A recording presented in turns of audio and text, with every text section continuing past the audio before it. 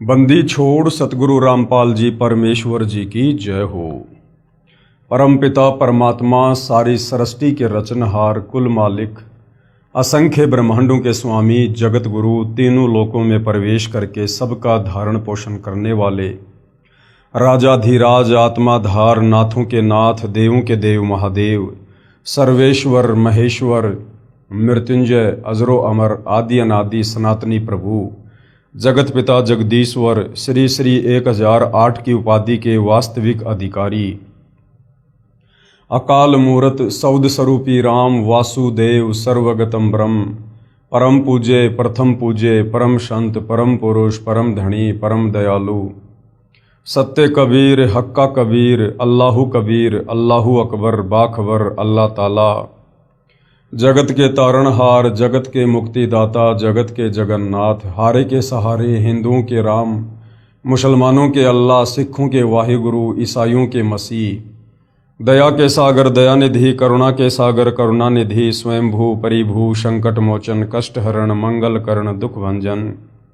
अविगत कबीर निर्विकार निर्विषम परमात्मा अलय अलेख सतगुरु आदि अनादि सतगुरु असली मर्यादा पुरुषोत्तम असली राम असली कृष्ण असली घनश्याम असली मुरारी राजाओं के राजा महाराजाओं के महाराजा शहंशाहों के शहंशाह सम्राटों के सम्राट भगवानों के भगवान अल्लाहों के अल्लाह प्रभुओं के प्रभु मसीहाओं के मसीह सच्चे वाहिगुरु बाबाओं के बाबा पीरों के पीर सेठों के सेठ जगत सेठ सावड़सा सेठ सर्वगुण संपन्न अनंत कोटि कलाओं के स्वामी अनंत कोटि ब्रह्मांडों के नायक योगियों में महायोगी ध्यानियों में महाध्यानी सिद्धों में परम सिद्ध ज्ञानियों में तत्वज्ञानी ब्रह्मज्ञानी महाज्ञानी परम ज्ञानी सर्वश्रेष्ठ ज्ञानी विज्ञानी युवा कबीर समृत कबीर असमवात अमित ओजा सच्चे रहनुमा करीम अल्लाह सुभान अल्लाह दुनिया के अंतिम पैगंबर 8 सितंबर 1951 से गांव धनाना जिला सोनीपत हरियाणा भारतवर्ष की पावन भूमि पे प्रकट रियल कल की भगवान श्री नारायण साकार हरि श्री बाबा साहेब नूर अनंत परमात्मा सच्चे दरवेश सच्चे बाखबर संत श्रोमणी सतगुरु रामपाल जी परमेश्वर जी के चरण कमल में आप और हम सभी भाई बहनों का अनंत कोटि दंडवत प्रणाम।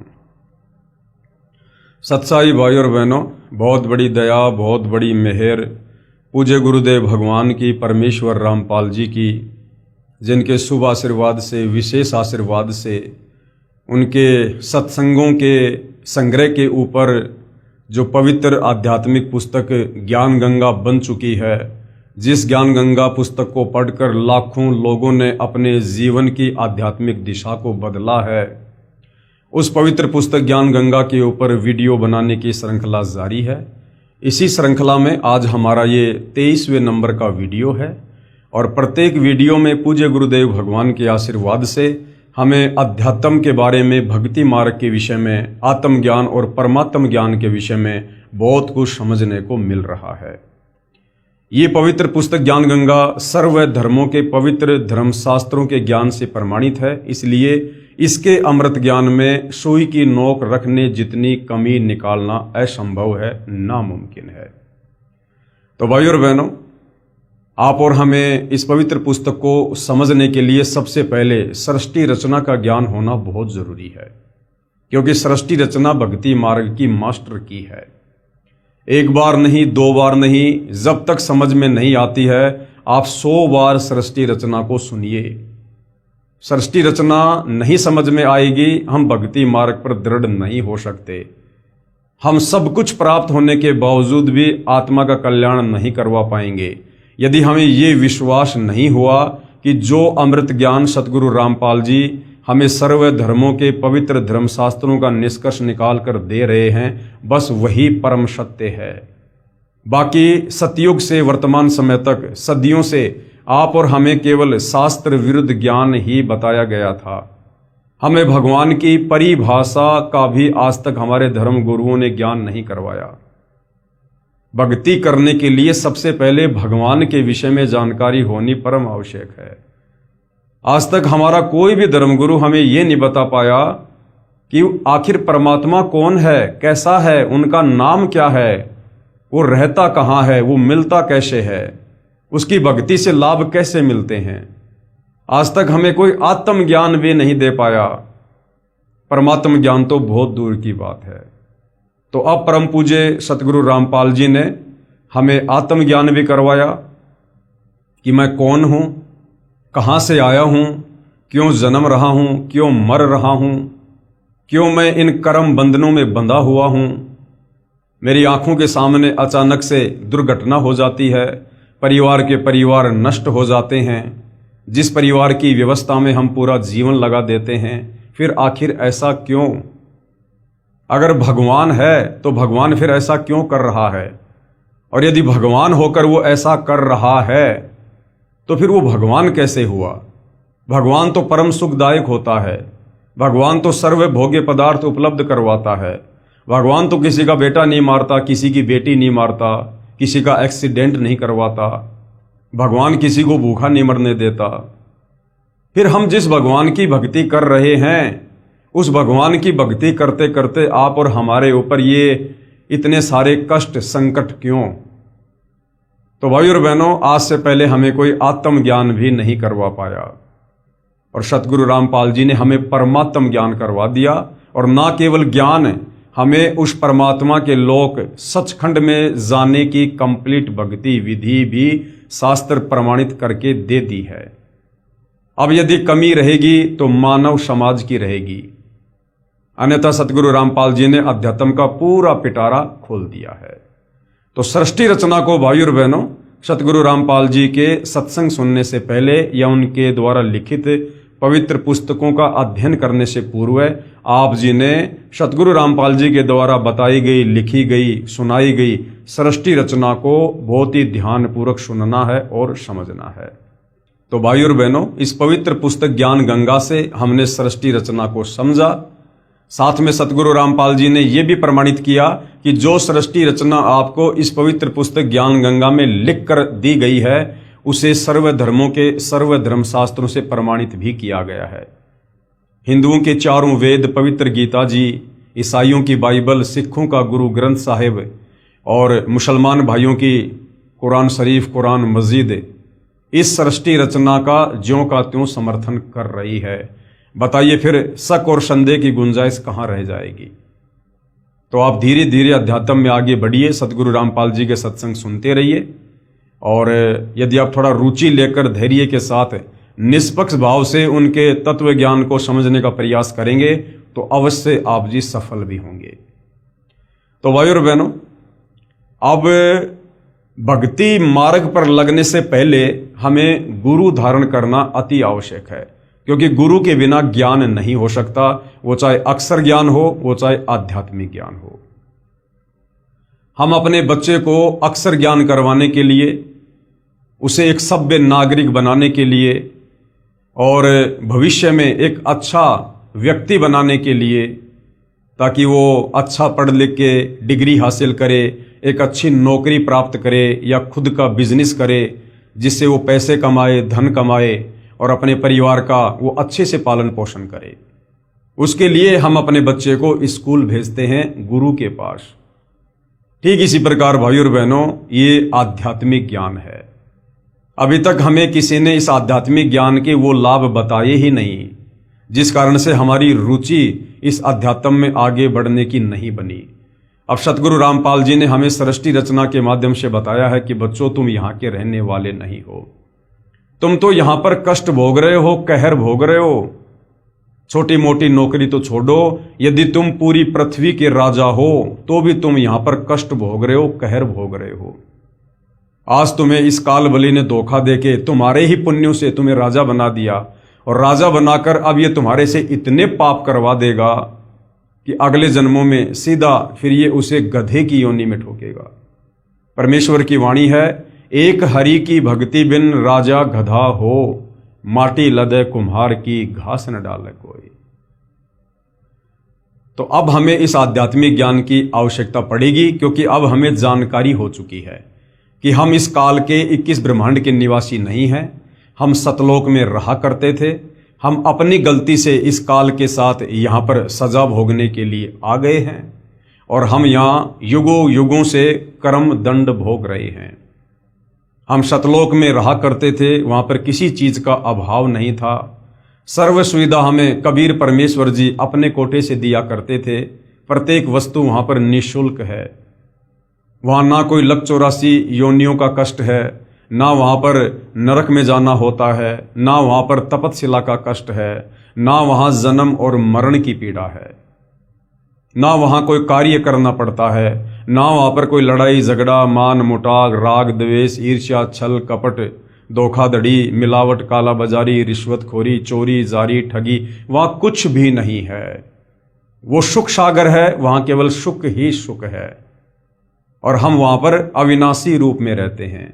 हम कभी नहीं मरते, हम कभी भी बूढ़े नहीं होते, किसी चीज़ का अभाव नहीं है।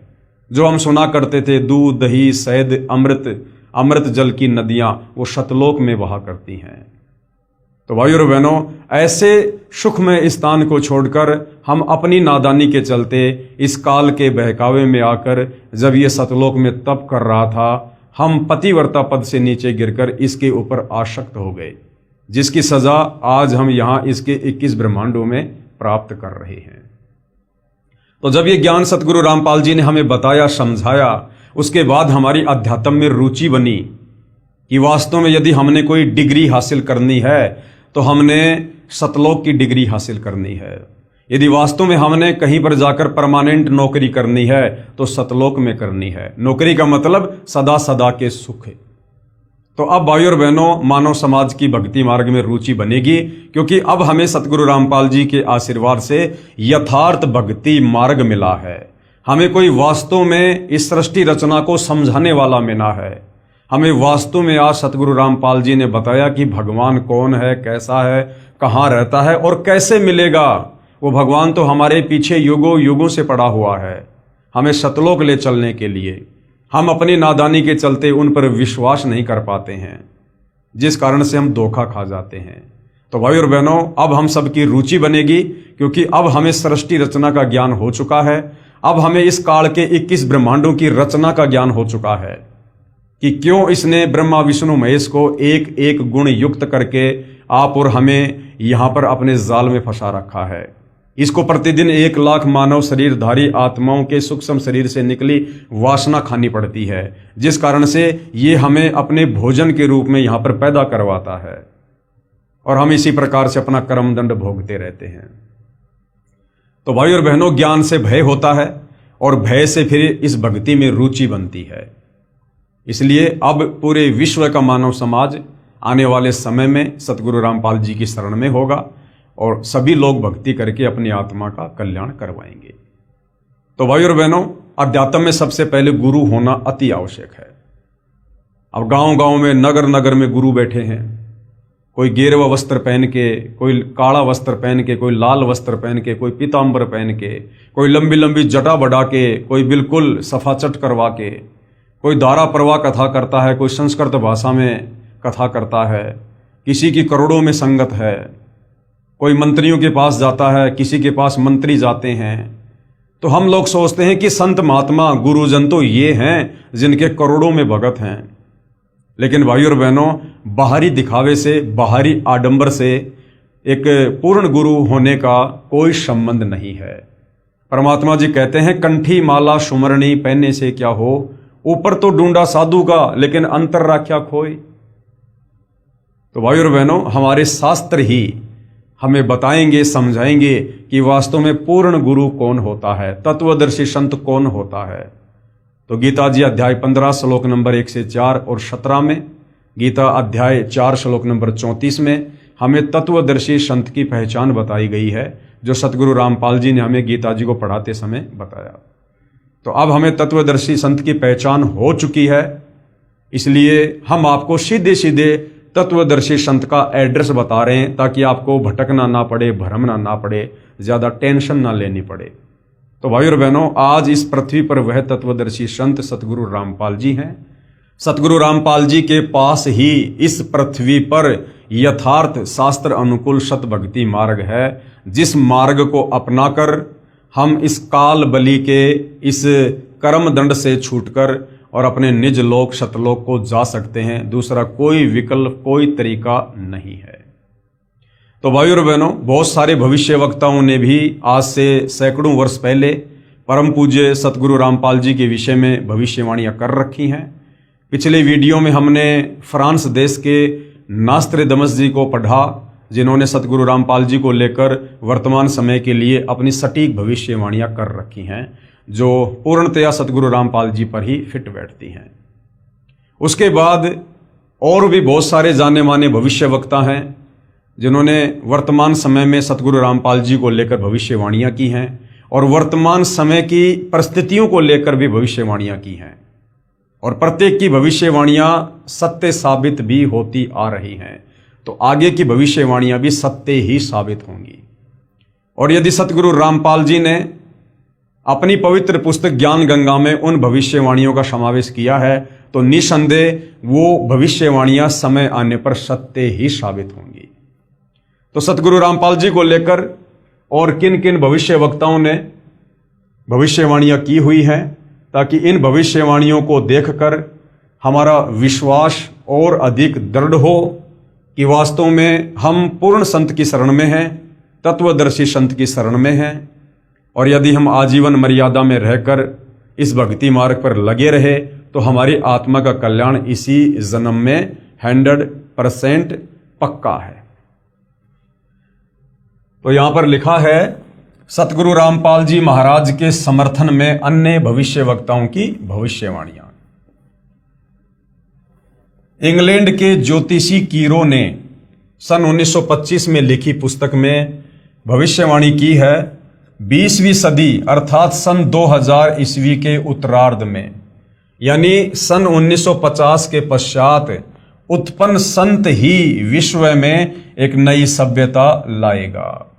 तो सतगुरु रामपाल जी का जो प्राकाट्य है वो 8 सितंबर 1951 को हुआ, यानी 20वीं सदी जब आधी गुजर गई 1950, उसके बाद जो संत प्रकट होगा और पूरे विश्व में आध्यात्मिक क्रांति के द्वारा परिवर्तन लेकर आएगा, तो ये सतगुरु रामपाल जी के ऊपर बिल्कुल सटीक बैठती है, क्योंकि 8 सितंबर 1951 को सतगुरु रामपाल जी का धरती पर प्राकाट्य होता है। सन 1950 के बाद उत्पन्न संत ही विश्व में एक नई सभ्यता लाएगा।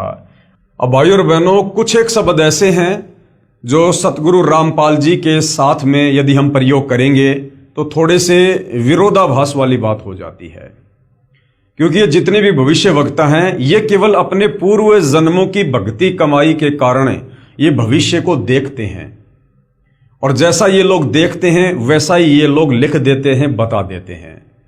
इन्हें संत के विषय में, भक्ति के विषय में, भक्ति मार्ग के विषय में इन्हें कुछ नहीं पता होता है। ये केवल उतना ही बताते हैं जितना ये लोग देखते हैं। तो यहां पर बार बार जो सतगुरु रामपाल जी के नाम के साथ में उत्पन्न होना या फिर जन्म लेना, इस प्रकार के जो शब्द प्रयोग होते हैं, ये शब्द उचित नहीं है। आप और हमें अब ज्ञान हो चुका है, बातें समझ में आ चुकी हैं कि सतगुरु रामपाल जी स्वयं सतलोक से चलकर इस धरती पर प्रकट हुए हैं। ये स्वयं जगत के तारणहार हैं, सर्व सृष्टि के रचनहार हैं। ये स्वयं ही कबीर परमेश्वर हैं, क्योंकि कबीर परमेश्वर जी के अलावा इस काल के 21 ब्रह्मांड में सृष्टि रचना के विषय में कोई नहीं बता सकता है। इस काल दुर्गा और ब्रह्मा विष्णु महेश की उत्पत्ति के विषय में उस कबीर परमेश्वर जी के अलावा इस 21 ब्रह्मांड में और कोई नहीं बता सकता है। सत्संग इस 21 ब्रह्मांड में पूर्ण परमेश्वर कबीर जी के अलावा और कोई भी नहीं कर सकता है। बाकी लोग कहते जरूर है कि हम सत्संग करते हैं, लेकिन वो यथार्थता नहीं है, उनमें सत्यता नहीं है। और तत्वदर्शी संत की भूमिका केवल कबीर परमात्मा जी ही निभाते हैं। और वो कबीर परमात्मा जब यहाँ पर सतगुरु रूप में प्रकट होता है तो वो किसी माँ के गर्भ से जन्म लेकर नहीं आता है। ना सतगुरु जननी जने जाके माना बाप, पिंड ब्रह्मण से रहित है ना वहां तीनों ताप। सतगुरु कभी भी जननी से जन्म नहीं लेता है। अब भाइयों और बहनों, परिस्थितियों के अनुसार, देश काल और परिस्थितियों के अनुसार ये कबीर परमात्मा कुछ भी लीला कर सकते हैं। हमारी चरम दृष्टि को धोखा देते हुए, इस काल बलि को धोखा देते हुए ये परमात्मा वर्तमान समय 8 सितंबर 1951 को हुए तो हैं प्रकट, लेकिन लीला ऐसी अजब गजब करते हैं कि जैसे उनका मां के गर्भ से जन्म हुआ है। ये भाइयों और बहनों बहुत ही एक लंबा विषय है। इसके ऊपर दास बहुत सारे वीडियो बना चुका है। आप जी सोशल मीडिया पर देख सकते हैं कि सतगुरु रामपाल जी का जन्म हुआ है या फिर वे प्रकट हुए हैं। आपको भली भांति समझ में आ जाएगा। तो ये भविष्य वक्ता जैसा देखते हैं, यानी जितना इनकी बुद्धि काम करती है, ये केवल उतना ही बता सकते हैं। तो क्या कहा गया है, 20वीं सदी अर्थात सन 2000 ईस्वी के उत्तरार्ध में सन 1950 के पश्चात उत्पन्न संत ही विश्व में एक नई सभ्यता लाएगा, जो कि सतगुरु रामपाल जी के लिए इशारा है, जो संपूर्ण विश्व में फैल जाएगी। भारत का वह एक व्यक्ति, अब देखिए सतगुरु रामपाल जी व्यक्ति नहीं है।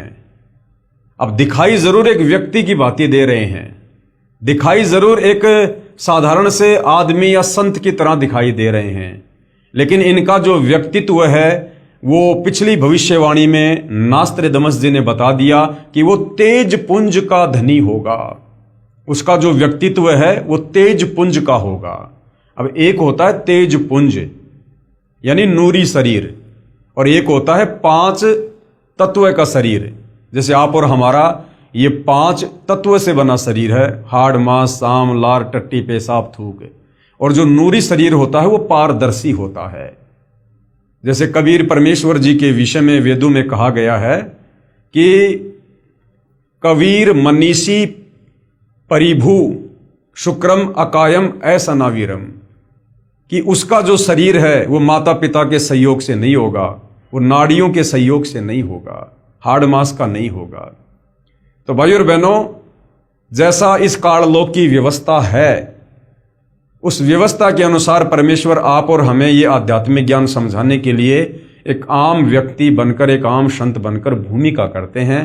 परंतु असल में जिस दिन हमारी आध्यात्मिक चेतना जागृत होगी, हम पूर्ण संत की परिभाषा से, तत्वदर्शी संत की परिभाषा से परिचित होंगे, तब हमें पता चलेगा कि वास्तव में सतगुरु रामपाल जी कौन हैं और वो जन्म लेते हैं या फिर वे प्रकट होते हैं। जो संपूर्ण विश्व में फैल जाएगी, भारत का वह व्यक्ति सारे संसार में ज्ञान क्रांति ला देगा। उसके बाद में भविष्य वक्ता श्री वेजिलेटिन के अनुसार 20वीं सदी के उत्तरार्ध में यानी 1950 के बाद में विश्व में आपसी प्रेम का अभाव, मानवता का हास यानी गिरावट और माया की संग्रह की दौड़ यानी दुनिया केवल पैसा पैसा लूटना चाहेगी, लूट व राजनेताओं का अन्यायी हो जाना आदि आदि बहुत से उत्पात देखने को मिलेंगे और बखूबी देखने को मिल भी रहे हैं। जैसा भविष्यवाणी में लिखा है, सन 1950 के बाद वैसा ही होता आया है। परंतु भारत से उत्पन्न हुई शांति, अब भारत से शांति कैसे उत्पन्न होगी? एक बार तो पूरे विश्व में आने वाले समय में अशांति होगी, क्योंकि हम युग परिवर्तन के दौर में हैं। हम वर्तमान में मई 2026 में ये वीडियो बना रहे हैं और 2028 का जो समय है वो युग परिवर्तन का निर्धारित समय है। और आगे आप जी भविष्यवाणी में पढ़ोगे कि युग परिवर्तन प्रकृति का अटल नियम है। तो एक बार तो भाइयों और बहनों अशांति आएगी, लेकिन उसके बाद सतगुरु रामपाल जी के आशीर्वाद से पूरे विश्व में जो शांति आएगी वो हजारों साल तक स्थिर रहेगी। परंतु भारत से उत्पन्न हुई शांति भ्रातृत्व भाव पर आधारित नई सभ्यता संसार में देश प्रांत और जाति की सीमाएं तोड़कर विश्व भर में अमन व चैन उत्पन्न कर देगी। यानी सतगुरु रामपाल जी के तत्व ज्ञान के प्रभाव से आने वाले समय में युग परिवर्तन के बाद जितनी अच्छी आत्माएं धरती पर बचेंगी वे सभी आत्माएं सतगुरु रामपाल जी की शरण में होंगी। और सतगुरु रामपाल जी का नारा है कि जीव हमारी जाति है, मानव धर्म हमारा, हिंदू मुस्लिम सिख ईसाई धर्म नहीं कोई न्यारा। केवल पूरी पृथ्वी पर एक आदि सनातन धर्म रह जाएगा। तो उसके बाद में आपसी भाईचारा, प्रेम भाव, शांति, ये जाति और धर्म की दीवारें ढहा दी जाएंगी। सबको अपनी औकात का, अपनी हैसियत का पता चल जाएगा कि हम तो जीव संज्ञा में हैं, चाहे देश का प्रधानमंत्री क्यों ना है। अगर कल को लकवा मार गया, 2 कोड़ी का जीव है। इस काल ने जबरदस्ती हमारे अंदर गुब्बारे की तरह हवा भरा के आसमान में छोड़ रखा है। अंदर से हम बिल्कुल खाली हैं, कुछ लेना देना नहीं है। आज प्रधानमंत्री हैं, भक्ति नहीं की, कल को गधा बना के छोड़ देगा। तो इस ज्ञान से लोगों को पता चलेगा कि हम क्यों माया की दौड़ में भाग रहे हैं। हमने सब कुछ यहीं छोड़ के चले जाना है। ना कोई लेके आया, ना कोई लेके जाएगा। नंगे आए थे, नंगे जाएंगे। तो हमें ये आध्यात्मिक ज्ञान से पता चलेगा कि हमने तो यहां पर मनुष्य जन्म प्राप्त करके, पूर्ण संत की खोज करके अपनी आत्मा का कल्याण करवाना चाहिए था, ताकि हम गधे, कुत्ते, सूअर बनने से बचें, नरक में जाकर पीड़ा भोगने से बचें, तपस्या के कष्ट से बचें, जन्म मरण और बुढ़ापे की पीड़ाओं से हम बचें। लेकिन आध्यात्मिक ज्ञान के अभाव से आप और हम यहाँ पर केवल धन जोड़ना, बड़ी बड़ी नौकरी प्राप्त करना, राजनीतिक ये पद प्राप्त करना, समाज में मान बढ़ाई, अहंकार और दिखावे में आकर बहुत बड़ा आदमी बनने की चाहत मन में रखना, हम केवल इन चीजों में उलझ कर रह गए काल प्रेरणा से।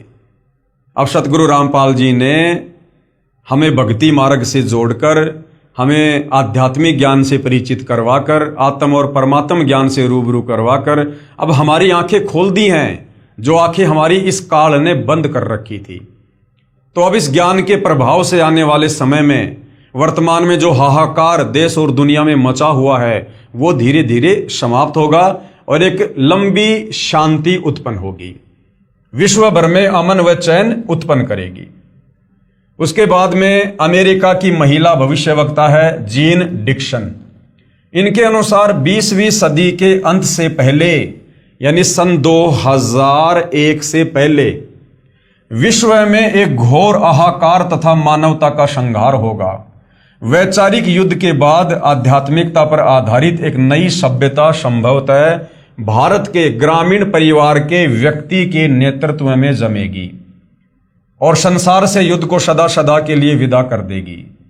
यानी भारत का एक व्यक्ति, उन लोगों के अनुसार व्यक्ति, हमारे अनुसार परम पूज्य सतगुरु रामपाल जी, वे एक ग्रामीण परिवार से होंगे और उनके नेतृत्व में संसार से युद्ध को सदा सदा के लिए विदा कर दिया जाएगा। तो सन 2028 के बाद धीरे धीरे जो विश्व में फिर से शांति की स्थापना होनी शुरू होगी और जब सतगुरु रामपाल जी का ज्ञान सर्वत्र फैल जाएगा, सब उनके अनुयायी होंगे और पूरे विश्व की सत्ता, पूरे विश्व की बागडोर कुछ समय के लिए सतगुरु रामपाल जी के हाथों में होगी और वापस सतलोक जाने से पहले सतगुरु रामपाल जी पूरे विश्व में शांति और भाईचारे का माहौल पैदा करके जाएंगे। नंबर 4, अमेरिका के श्री एंडरसन के अनुसार 20वीं सदी के अंत से पहले या 21वीं सदी के प्रथम दशक में, यानी 2010 तक विश्व में असभ्यता का नंगा तांडव होगा। और हम देख भी रहे हैं भाई और बहनों, इस बीच भारत के एक देहात का एक धार्मिक व्यक्ति, यानी भारत के गांव में रहने वाला इन लोगों के अनुसार व्यक्ति और हमारे अनुसार परम पूज्य सतगुरु रामपाल जी, एक मानव, एक भाषा और एक झंडा की रूपरेखा का संविधान बनाकर संसार को सदाचार, उदारता, मानवीय सेवा व प्यार का सबक देगा। एक मानव, यानी सबको पता चलेगा कि हमारा एक ही धर्म है, मानव धर्म।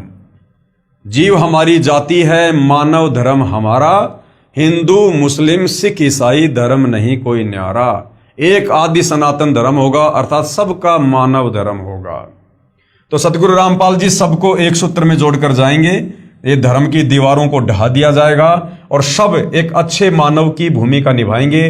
लोगों में मानवता होगी, इंसानियत होगी, सदाचारी होंगे। तो एक मानव यानी सबका एक मानव धर्म होगा। एक भाषा, सतगुरु रामपाल जी हमें जो तत्व ज्ञान दे रहे हैं, ये तत्व ज्ञान पूरे विश्व की भाषा होगी, अर्थात पूरा विश्व सतगुरु रामपाल जी के बताए अनुसार भक्ति करेगा। और एक झंडे का मतलब है पूरे विश्व में सतगुरु रामपाल जी का ही साम्राज्य होगा। यह है मसीहा। अब देखिए भाई और बहनों, ये जो भविष्य वक्ता होते हैं ये कभी तो कह रहे हैं कि व्यक्ति, फिर कह रहे हैं कि एक मसीहा। अब मसीहा में और व्यक्ति में रात और दिन का अंतर होता है। एक व्यक्ति कभी मसीहा नहीं हो सकता। मसीहा का मतलब है परमात्मा, भगवान, मालिक।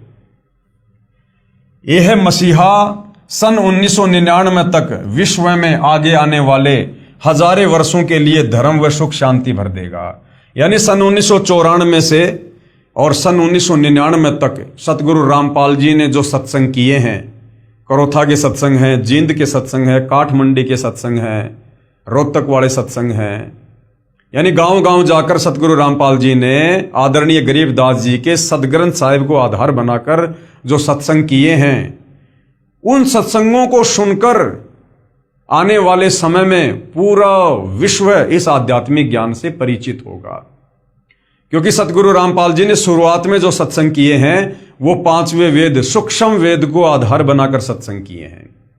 यानी वास्तव में जिनको हम सत्संग कह सकते हैं, वास्तव में जो आत्मा की खुराक है, वो सन 1994 से लेकर सन 1999 तक सतगुरु रामपाल जी के द्वारा किए गए सत्संग है। उसके बाद में सन 1999 में सतलोक आश्रम करोथा की शुरुआत करके सतगुरु रामपाल जी ने 2014 तक केवल ज्यादातर हमें धर्मशास्त्रों से प्रमाणित करके इस ज्ञान को समझाया है। जैसे गीता जी को दिखाना, चारों वेदों को दिखाना, कुरान शरीफ को दिखाना, कुरान मस्जिद को दिखाना, तौरेत, जबूर, इंजिल को दिखाना, बाइबल को दिखाना, गुरु ग्रंथ साहिब को दिखाना, अन्य साधु संत महात्माओं के आधे अधूरे ज्ञान की पुस्तकों को दिखाना। तो सन 2000 से 2014 तक तो सतगुरु रामपाल जी ने आप और हमें समझाने के लिए कि जो ज्ञान उन्होंने सन 1994 से 1999 तक कहा है, 5वें वेद, सूक्ष्म वेद को आधार बनाकर, वो परम सत्य है। हमें उस पर विश्वास करवाने के लिए उन्होंने ये हमारे धर्मशास्त्र दिखाए कि भाई तुम्हें जो ज्ञान दिया जा रहा है ये ज्ञान तुम्हारे ही धर्म की पवित्र पुस्तकों से प्रमाणित है, तुम विश्वास करो। तो सन 1994 से 1999 तक जो सत्संग सतगुरु रामपाल जी ने 5वें वेद, सूक्ष्म वेद को आधार बनाकर किए हैं, इन सत्संगों को सुनकर ये आत्मा जागृत होगी। नंबर 5, हॉलैंड के भविष्य दृष्टा श्री गेरार्ड क्राइसे के अनुसार 20वीं सदी के अंत से पहले यानी सन 2000 से पहले या 21वीं सदी के प्रथम दशक में यानी 2010 तक भयंकर युद्ध के कारण कई देशों का अस्तित्व ही मिट जाएगा। अब देखिए भाइयों और बहनों, ये भविष्यवाणियां हैं। ये भविष्य वक्ता केवल उतना ही बता सकते हैं जितना वो देखते हैं। अब वो जो देख रहे हैं उसको आगे बढ़ाना, कम करना, ये फिर परमात्मा के हाथ में है। सतगुरु जो चाहे सो कर ही, 14 कोटि दूत यम डर ही, ओत भूत जम त्रास निवारे और चित्र गुप्त के कागज पाड़े। कहते मासा घटे ना तिल बदे विधाता लिखे जो लेख। ये भविष्य वक्ता जो बता रहे हैं ये विधाता का लिखा हुआ लेख था। मासा घटे ना तिल बदे विधाता लिखे जो लेख, पर साचा सतगुरु मेट कर ऊपर मार दे मेख। ये सन 2012 में ये विश्व युद्ध होना था, अनेक देशों का अस्तित्व मिट जाना था। भाइयों और बहनों, यदि आप लोगों को याद हो तो थोड़ा सा विचार कीजिए।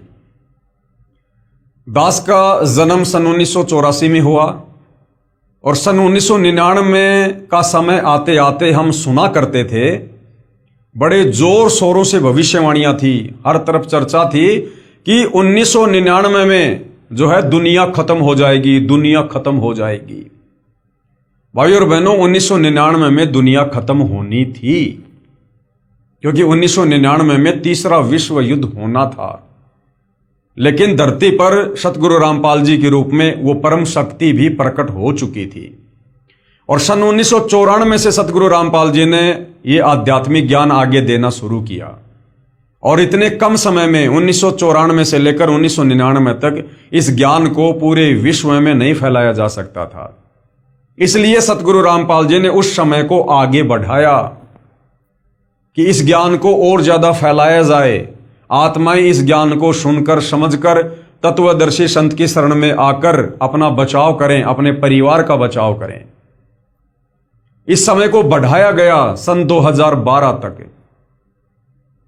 और जब सन 2012 आया, उस समय फिर से पूरे विश्व में यही चर्चा थी कि 2012 में दुनिया खत्म होगी, दुनिया तबाह हो जाएगी। लेकिन 2012 तक भी सतगुरु रामपाल जी ने देखा कि जिस स्पीड से यह ज्ञान पूरे विश्व में जाना था, अभी तक नहीं जा पाया है। अभी तक उनकी पुण्यात्माओं तक यह ज्ञान नहीं पहुंच पाया है। इसलिए भाई और बहनों, समय को बढ़ाना या घटाना यह परम संत के हाथ में होता है। समय की चाबी परम संत के हाथ में होती है। 21 ब्रह्मांड का रिमोट परम संत के हाथ में है। अब वर्तमान में सतगुरु रामपाल जी के हाथों में है। तो सन 2012 वाले समय को भी सतगुरु रामपाल जी ने आगे बढ़ाया। और अब भाई और बहनों, सतगुरु रामपाल जी ने अपने द्वारा लिखित पवित्र पुस्तक ज्ञान गंगा में वो समय भी निर्धारित कर दिया है कि उसके बाद कोई समय नहीं बढ़ेगा।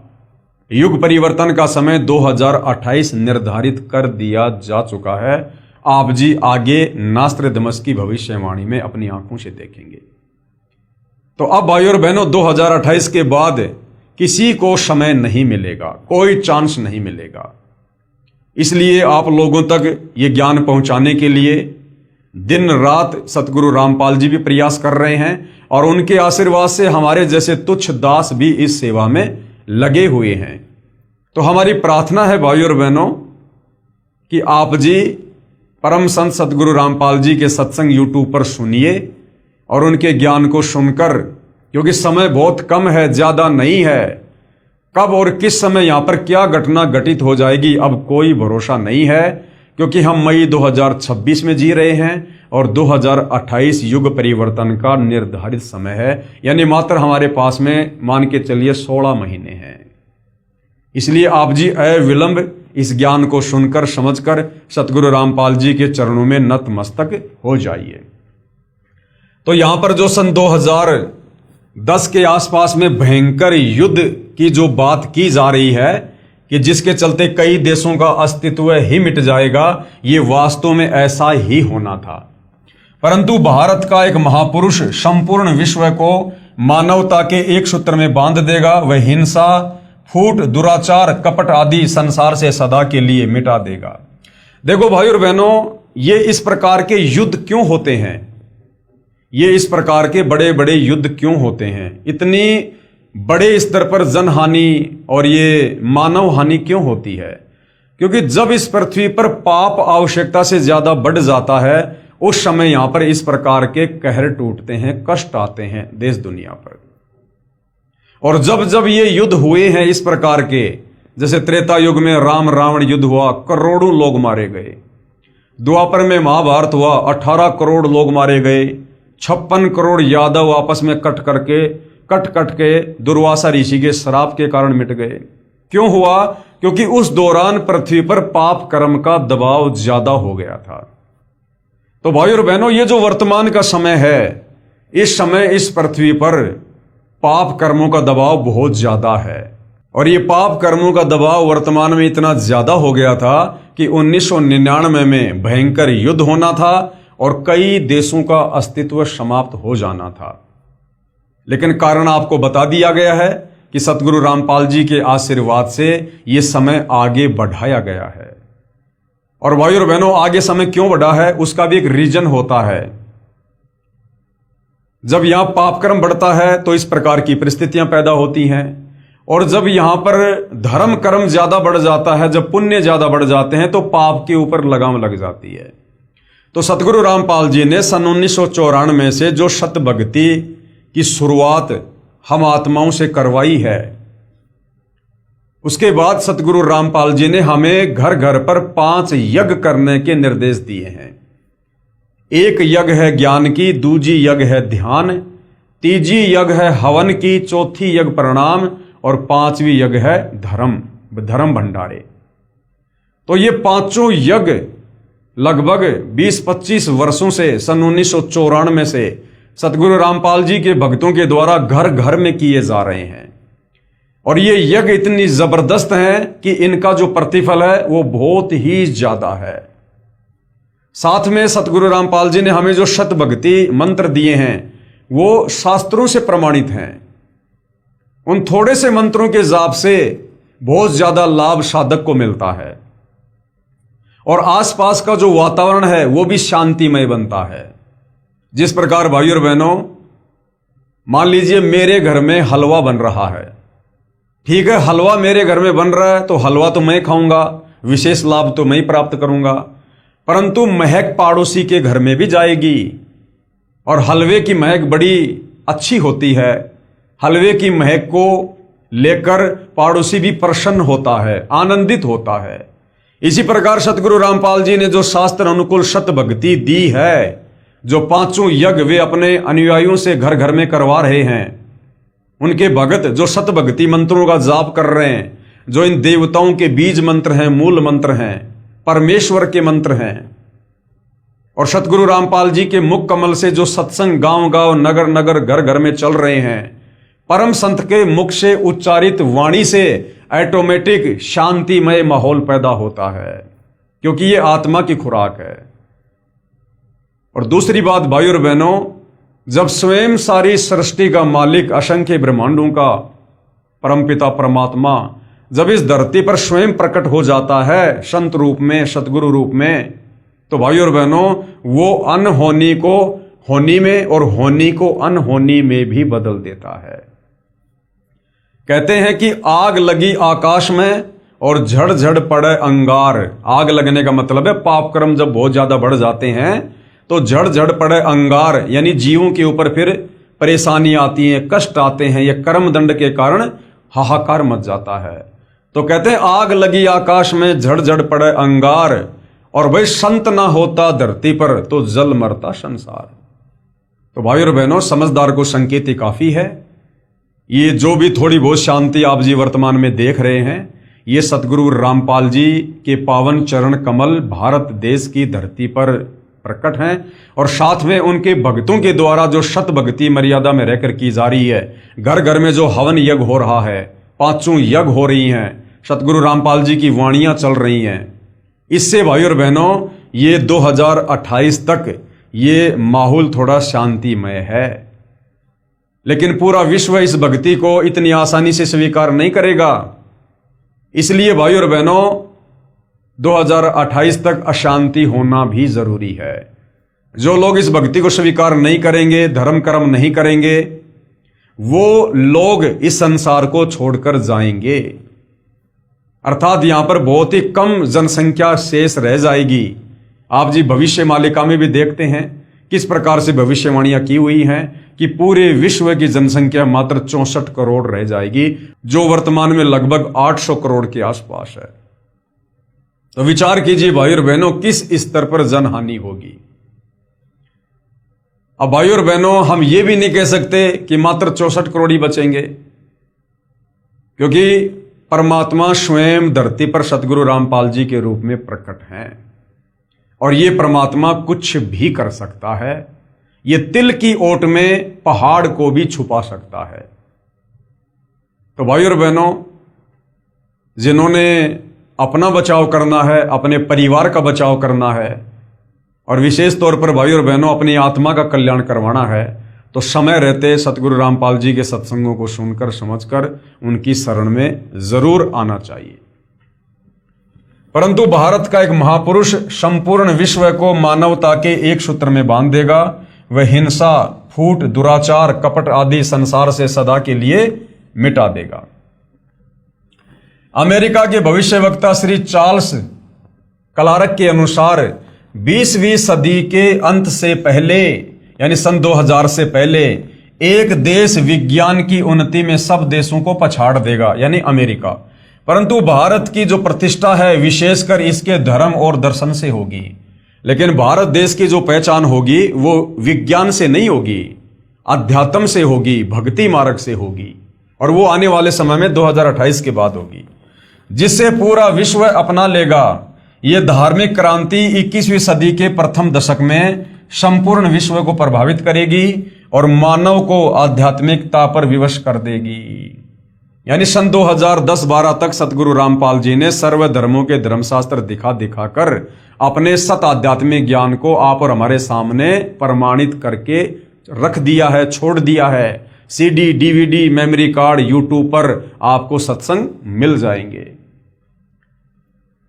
नंबर 7, हंगरी की महिला ज्योतिषी बोरिस्का के अनुसार सन 2000 ईस्वी से पहले उग्र परिस्थितियों, हत्या और लूटमार के बीच ही मानवीय सद्गुणों का विकास एक भारतीय फरिश्ते के द्वारा भौतिकतावाद से सफल संघर्ष के फलस्वरूप होगा, जो चिरस्थायी रहेगा। इस आध्यात्मिक व्यक्ति के बड़ी संख्या में छोटे छोटे लोग ही अनुयायी बनकर भौतिकतावाद को आध्यात्मिकता में बदल देंगे। इस आध्यात्मिक महापुरुष के व्यक्ति की जगह महापुरुष, इस आध्यात्मिक महापुरुष के बड़ी संख्या में छोटे छोटे लोग ही अनुयायी बनकर, छोटे छोटे लोग का मतलब है जो मीडियम क्लास से होंगे, जो बहुत ज्यादा कोई राजनीतिक कोई पदों पे नहीं होगा, बहुत बड़ा कोई सेठ नहीं होगा, साहूकार नहीं होगा, जो बेचारे अपनी मेहनत मजदूरी, अपनी कोई किसानी करके, छोटा मोटा रोजगार करके अपना जीवन यापन जो कर रहे हैं, वो लोग सबसे पहले सतगुरु रामपाल जी की शरण में आएंगे। उन लोगों को यहां पर छोटे छोटे लोग कहा गया है। तो वो क्या करेंगे? भौतिकतावाद को त्याग कर आध्यात्मिकता में वो सबसे पहले अपने आप को ढालेंगे। जैसे वर्तमान में ये दुनिया भौतिकतावाद के पीछे दौड़ रही है, विकास कर लो, विकास कर लो, बड़ी बड़ी बिल्डिंगें खड़े करना, लोगों ने सोच लिया कि यही विकास होता है। लंबी लंबी सड़कें बना बना के छोड़ देना, लोगों ने सोच लिया बस इसी का नाम विकास है। अरे भैया, कल को 2 साल अगर बरसात नहीं हुई, ये दुनिया खाने के दाने के लिए तरसेगी, वो बिल्डिंगें नहीं देंगी, वो परमाणु बम नहीं देंगे, ये लंबी लंबी रोडें हमें खाने को नहीं देंगी।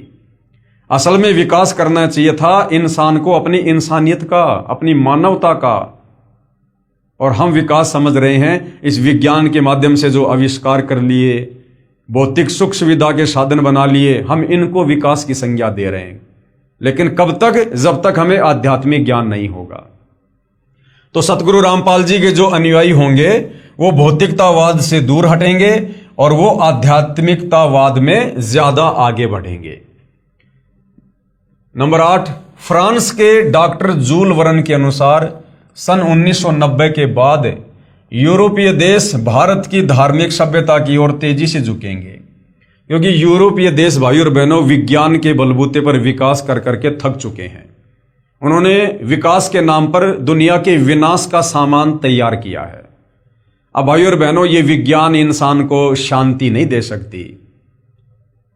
अरे चाहे यूरोप का हो, चाहे इंग्लैंड का हो, चाहे अमेरिका का हो, आत्मा तो सब परमात्मा की है और आत्मा को चाहिए परमात्मा। जब तक परमात्मा नहीं मिलेगा, सत भक्ति नहीं मिलेगी जो कि आत्मा की खुराक है, तब तक ये आत्मा चैन से बैठ नहीं सकती।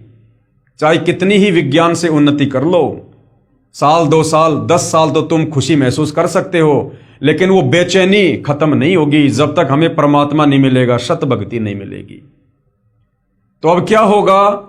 वो लोग भौतिकतावाद से भी थक चुके हैं, उब चुके हैं। बड़ा बड़ा के विज्ञान, बड़ा बड़ा के ये इंस्ट्रूमेंट, इंटरनेट, सैटेलाइट, ये हवाई जहाज, बड़ी बड़ी कार, बड़ी बड़ी कोठियां, वो लोग थक चुके हैं, परेशान हो चुके हैं, मेंटल होने की स्थिति में है। उनको सुख नहीं है, शांति नहीं है, चैन नहीं है उनको। उनकी संस्कृति समाप्त हो चुकी है, उनके संस्कार खत्म हो चुके हैं। तो अब क्या होगा? अब वो धीरे धीरे भारत देश की ओर बढ़ेंगे और अध्यात्म को अपनाएंगे। सन 2000 तक विश्व की आबादी 640 करोड़ के आसपास होगी। यानी भविष्यवक्ताओं ने पहले ही भविष्यवाणियां कर रखी हैं। भारत से उठी ज्ञान की धार्मिक क्रांति नास्तिकता का नाश करके आंधी तूफान की तरह संपूर्ण विश्व को ढक लेंगी। यानी सतगुरु रामपाल जी का आध्यात्मिक ज्ञान, तत्व ज्ञान धीरे धीरे 2028 के बाद पूरे विश्व में फैल जाएगा। उस भारतीय महान आध्यात्मिक महापुरुष के अनुयायी देखते देखते एक संस्था के रूप में आत्म शक्ति से संपूर्ण विश्व पर प्रभाव जमा लेंगे। अर्थात सतगुरु रामपाल जी के ज्ञान का घर घर में प्रचार करके सब तक ये सूचना पहुंचा देंगे कि भाई परमात्मा धरती पर है, अपनी आत्मा का कल्याण करवा लो, वरना 4 दिन का जीवन है, जिस दिन गुब्बारा फूटेगा फिर कुछ भी लेना देना नहीं है। नंबर 9, फ्रांस के नास्त्रेदमस के अनुसार विश्व भर में सैनिक क्रांतियों के बाद थोड़े से ही अच्छे लोग संसार को अच्छा बनाएंगे। ये 2028 के आसपास की भविष्यवाणी है भाई और बहनों, कि विश्व भर में सैनिक क्रांतियों के बाद यानी लड़ाई झगड़े के बाद पूरी दुनिया में थोड़े बहुत ही अच्छे लोग बचेंगे।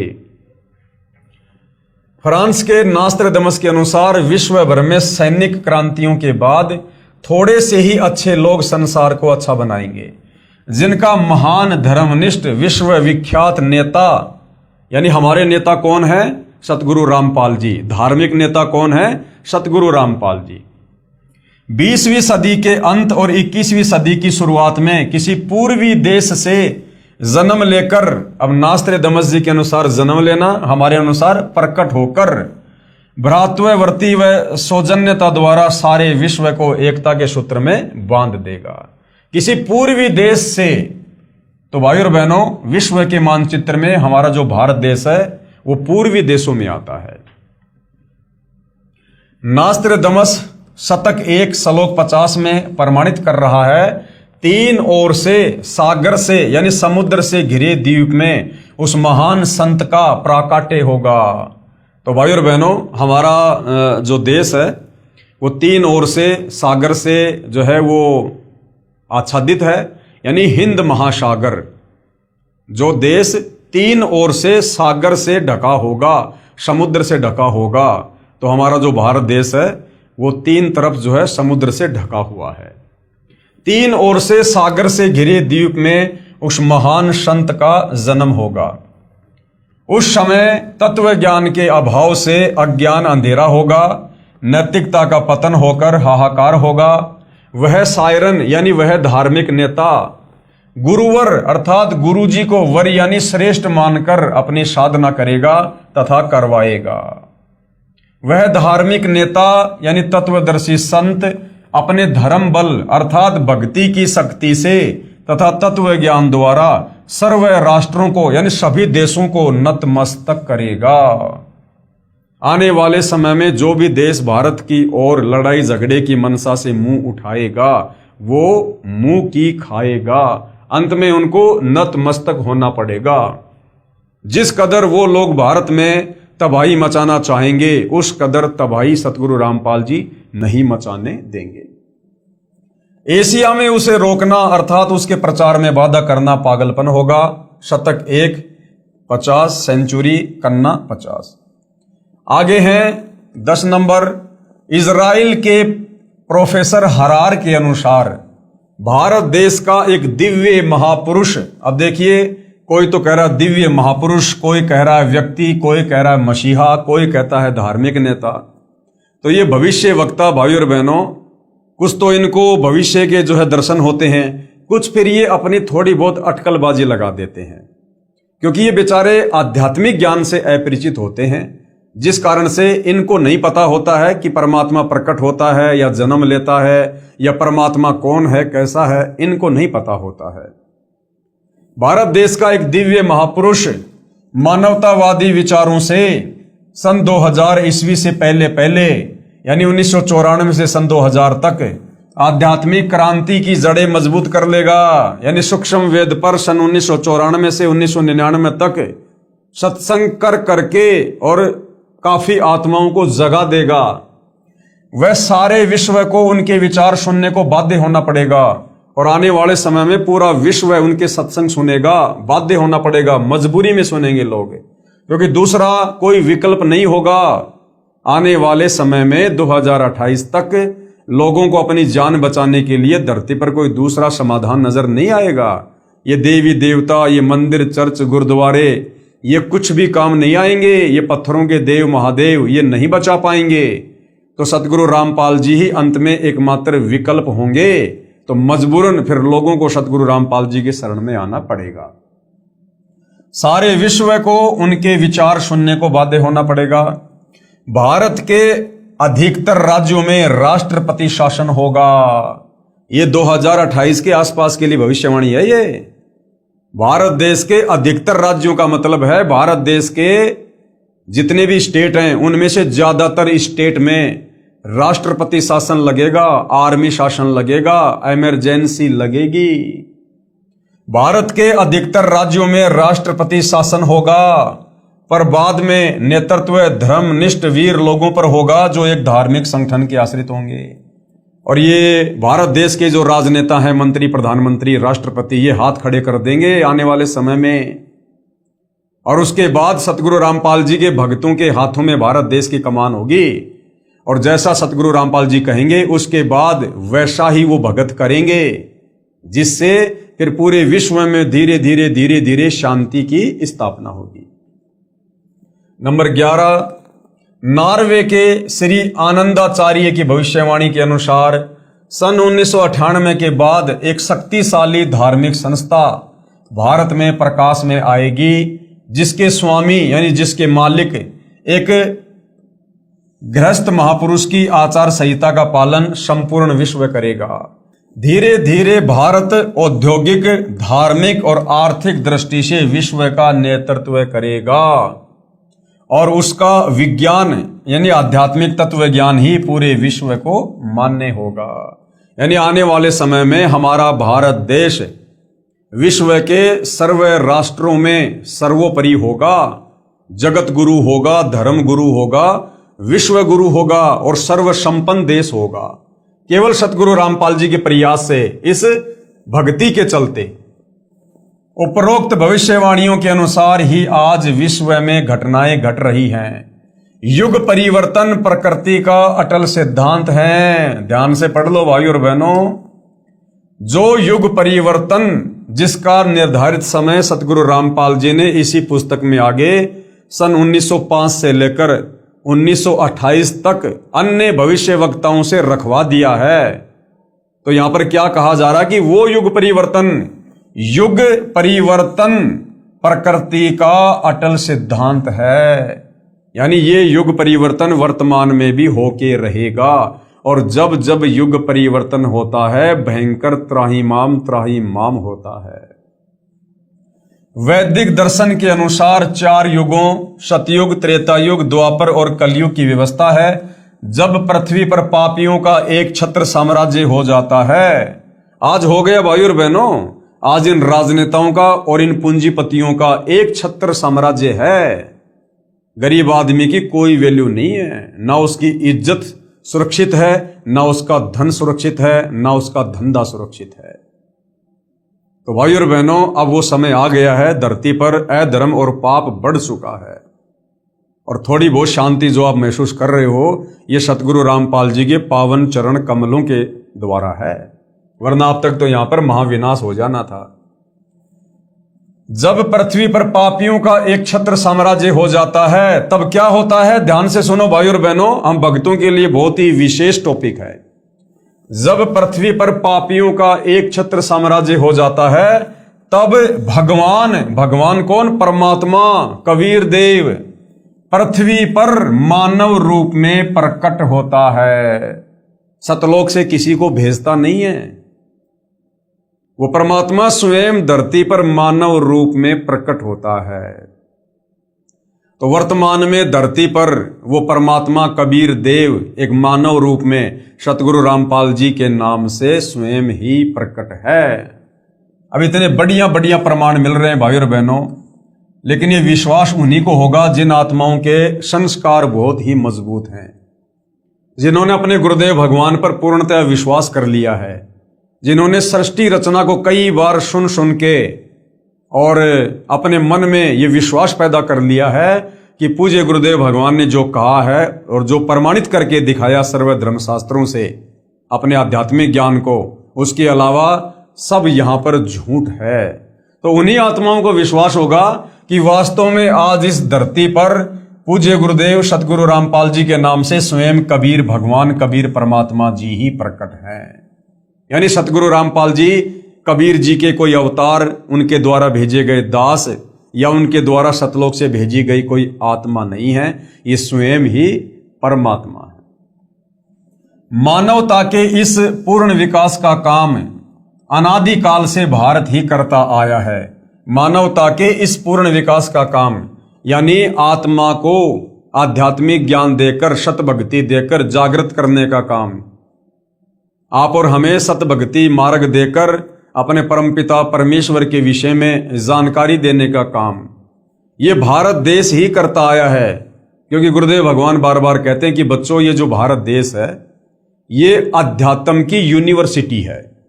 परमात्मा यहीं से अपने मार्ग की हर युग में शुरुआत करते हैं। मानवता के इस पूर्ण विकास का काम अनादिकाल से भारत ही करता आया है। इसी पुण्य भूमि पर अवतारों का अवतरण अनादिकाल से होता आ रहा है। लेकिन कैसी विडंबना है कि ऋषि मुनियों, महापुरुषों व अवतारों के जीवन काल में उस समय के शासन व्यवस्था व जनता ने उनकी दिव्य बातों व आदर्शों पर ध्यान नहीं दिया और उनके अंतर ध्यान होने पर यानी उनके जानने पर दुगने उत्साह से उनकी पूजा शुरू करके पूजने लग जाते हैं।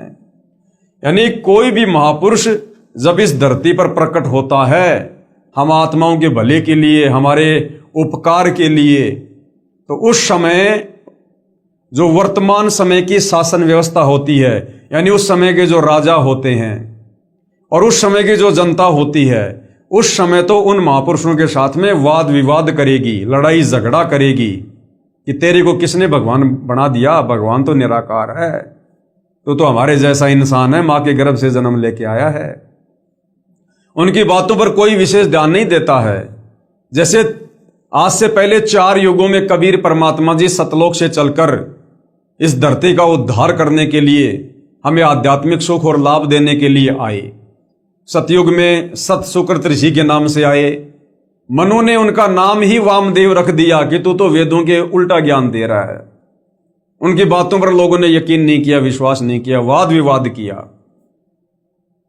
उसके बाद त्रेता युग में कबीर परमात्मा मुनिंद्र नाम से आए, द्वापर में करुणामय ऋषि के नाम से आए और कलयुग में 650 साल पहले अपने ओरिजिनल नाम कबीर देव के नाम से आए, जिनको हम कबीर जी कहते हैं, कबीर साहिब कहते हैं। तो चारों युगों में किसी ने भी विशेष तौर पर कबीर परमेश्वर की बातों पर गौर नहीं किया और आत्म कल्याण से वंचित रहे और उनके जाने के बाद आज उनकी महिमा कर रहे हैं।